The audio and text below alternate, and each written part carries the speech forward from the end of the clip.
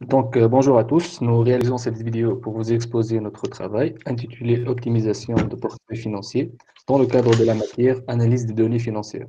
Ce travail a été réalisé par Ben Ammar Asma, Mensi Ashraf, Ali Mabrouk, Inès Ali et par moi-même, Skander Ben Slimane. Les marchés financiers jouent un rôle central dans le fonctionnement de l'économie moderne. Comprendre ce fonctionnement est important non seulement pour les économistes, mais aussi pour tout consommateur averti. La sélection d'un titre ou actif dans lequel investir n'a jamais été une question simple. C'est pour cela que de nombreux économistes se sont penchés sur la question et plusieurs théories ont vu le jour. Parmi eux, l'économiste américain William Sharpe, qui a émis une théorie permettant de mesurer l'écart de rentabilité d'un portefeuille par rapport au rendement d'un placement sans risque. Notre projet, alors, consiste à créer un portefeuille financier optimal à partir du paysage boursier tunisien. Pour construire notre portefeuille, nous nous sommes basés sur le ratio de Sharpe que nous avons appliqué sur la base de 54 entreprises tunisiennes cotées en bourse.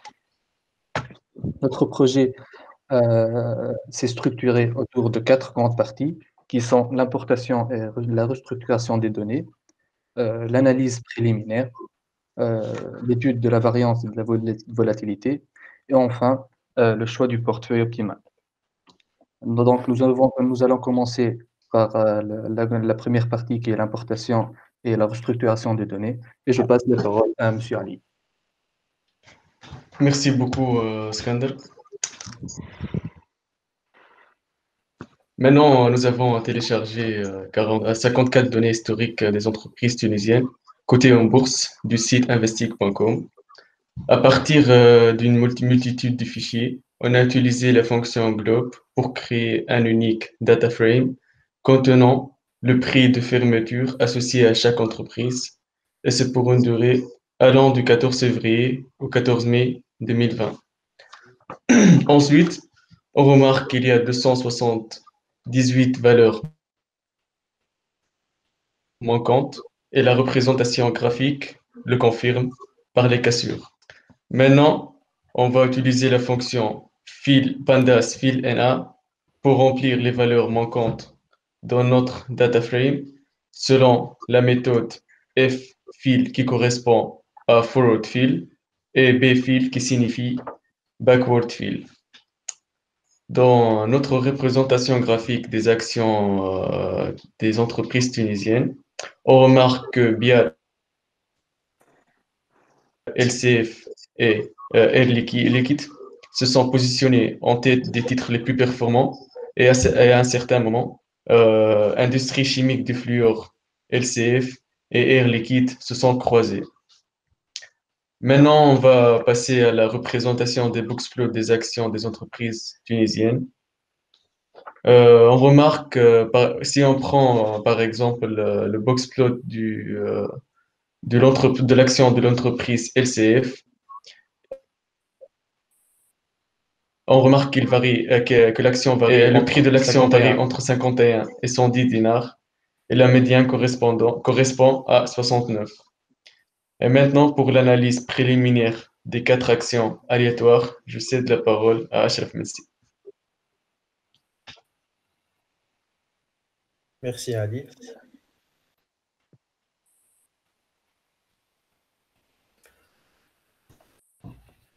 Donc, pour avoir des résultats interprétables, on a pris des actions de différents domaines pour les analyser. Ces actions sont UMED pour Unité de fabrication de médicaments, MNP Monoprix, BIAT Banque internationale arabe de la Tunisie et TR pour Tunisien. On commence par le BIAT. Pour le début, le prix de l'action du BIAT a été entre 122 dinars et 116 dinars. Après, avec le début du confinement, il a regagné le terrain pour arriver à 112 dinars. Ensuite, il a reculé une autre fois pour arriver à 100 dinars pour l'action. Enfin, il est adjugé à 108 dinars le 15 mai. On passe à Monoprix. Le début de l'action de Monoprix a été pour 7,8 dinars pour l'action. Après, il a reculé progressivement pour arriver à 6,69 dinars pour l'action le 17 mars. Après, il a regagné le terrain pour arriver à 7,7 dinars le 26 mars avec la réouverture des supermarchés après le confinement. Enfin, le prix a chuté progressivement pour arriver à 7 dinars pour l'action le 14 mai. On passe à Tunisair. Donc, au début, le prix de l'action Tunisair a été 0,72 dinars pour l'action le 14 février. Après, avec la fermeture des aéroports à cause du Covid-19, le prix a chuté progressivement pour arriver à 0,52 dinars pour l'action. Après, avec le répartiment des citoyens tunisiens à l'étranger, Tunisair a gagné un peu pour arriver à 0,56 dinars pour l'action. On passe à Humet.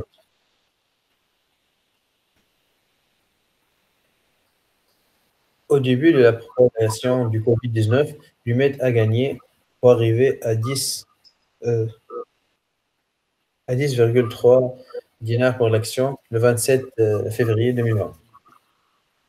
Après, avec le confinement, elle a connu une chute grave pour arriver à 8,17 dinars pour l'action le 17 mars. Après, elle s'est retrouvée un peu pour revenir entre 9,22 et 9,25 dinars pour l'action. Ici, on voit les 4 actions ensemble. On voit que le biat était au top. Je cède la parole à Salman Amra. Ouais. Merci, Ashraf. Alors, on arrive à l'étape où l'investisseur doit faire des calculs afin de faire le choix où il va décider d'investir. Alors, on commence par le calcul des rentabilités des actions.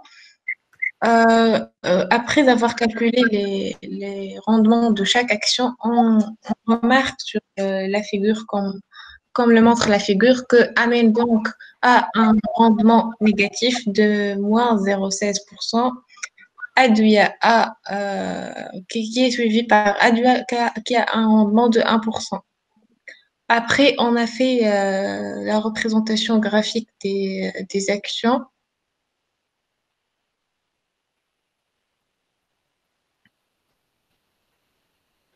Et on a déduit que parmi les actions sont les plus rentables du marché tunisien sont Air Liquide, leader mondial des gaz, technologies et services pour l'industrie et la santé, qui est de 46%, et Sotumac, suivi par Sotumac, qui est de 43%. Et après, juste après, on a calculé la volatilité des actions et on a trouvé que parmi les titres les moins volatiles en Tunisie, valeurs qui sont de 6% et Cellcom qui est 41%.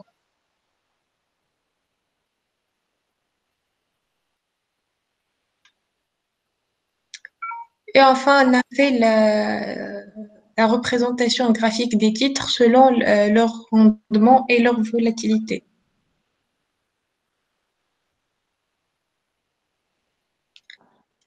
Enfin, on a fait le croisement entre rendement et volatilité de chaque action et on a remarqué qu'il serait préférable d'investir dans l'action de Teva Unity Valeur car elle a le rendement le plus haut et l'écart type le plus faible. Et pour LSTR, il serait très risqué d'investir car elle a la volatilité la plus haute. Merci, je passe la parole à Inès. Donc, nous passons au but de notre projet, qui est le choix du portefeuille optimal. Pour faire ce choix, nous avons étudié le ratio de Sharpe des actions. Donc, le ratio de Sharpe, il va nous permettre de mesurer la rentabilité d'un portefeuille en fonction du risque-prix. Donc, pour commencer, nous avons créé une fonction performance qui nous donne le rendement des portefeuilles, l'écart type ainsi que le ratio de Sharpe. Ensuite, nous avons créé une fonction qui nous permet de simuler des portefeuilles aléatoires. Donc, nous avons ensuite décidé d'étudier 1000 portefeuilles avec un taux sans risque de 0%. Et nous avons ainsi obtenu le data frame suivant qui contient les rendements, les écarts types, le ratio de Sharpe de toutes nos actions selon les portefeuilles étudiés. Donc, on a un portefeuille. Ensuite, nous avons récupéré le portefeuille qui a le ratio de Sharpe le plus haut. Il s'agit ici du portefeuille au numéro 716, donc il y a un ratio de Sharpe de moins 3,46%. Ensuite, nous avons décidé d'obtenir le portefeuille ayant l'écart type le plus faible aussi, donc il s'agit ici du portefeuille numéro 945 qui a un écart type de 0,11. Nous avons décidé de faire la représentation graphique. Donc ici, le cercle rouge, c'est le portefeuille qui a le ratio de Sharpe le plus haut, tandis que le cercle vert, c'est le portefeuille qui a l'écart type le plus faible. Ensuite, pour trouver une solution au problème de négativité, puisque nous avons un ratio de Sharpe qui est négatif et donc non favorable, nous avons ajouté une contrainte à notre fonction de calcul du ratio de Sharpe.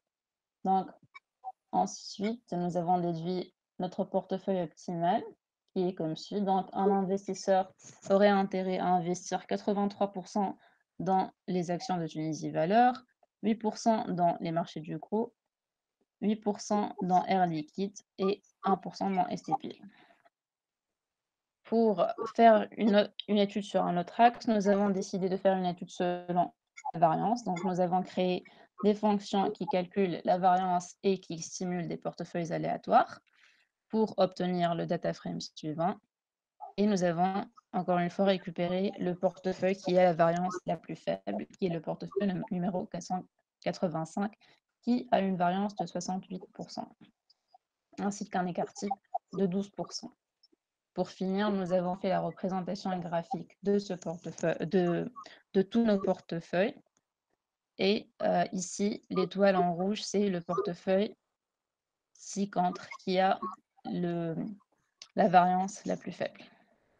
Merci à vous d'avoir suivi notre présentation qui, nous l'espérons, a été à l'auteur de vos attentes.